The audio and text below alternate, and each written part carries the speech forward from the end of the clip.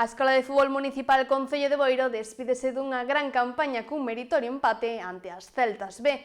As boirenses xogaron a segunda metade cunha menos e foron por diante no marcador durante case 50 minutos.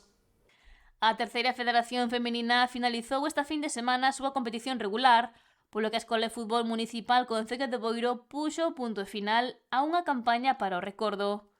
As boirenses, que debutaron na categoría, repetirán experiencia o vindeiro curso logo de firmar grandes resultados na súa estrela no campeonato, e puxeron un gran broche final, quedándose ás portas do triunfo ao empatar na casa ante o líder indiscutible, as Celtas B. As locais tiñan a súa estrategia fixada para intentar dar a sorpresa ante as campeoas de Liga e foron capaces de contrarrestar o bo xogo das celestes.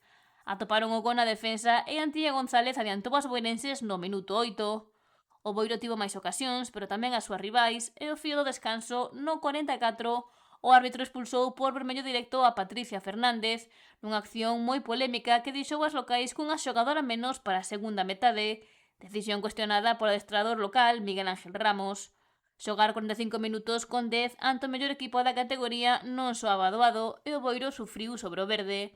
No 54 chegou o empate, gol o que lle seguiron ocasións para os dous equipos, pero ningún foi quen de acertar entre os tres paus para desequilibrar o marcador.